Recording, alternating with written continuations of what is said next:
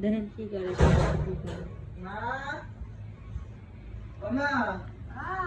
রসুন কবে উঠাবি? হ্যাঁ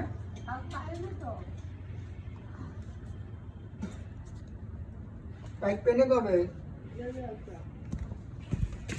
তুমি যে কি একটি রসুন লাগাতে গেলি রে মা, আমি তাই বুঝিনি। তুই কি খেয়ে রসুনটা লাগালি? একটা হাল অবস্থা, তুই একটা হাল আসছিল। দেখ দেখ করে কি পাগল পাগল। এই এত ছিঁড়ে ফেলা বানি কিন্তু চিনিস আমাকে?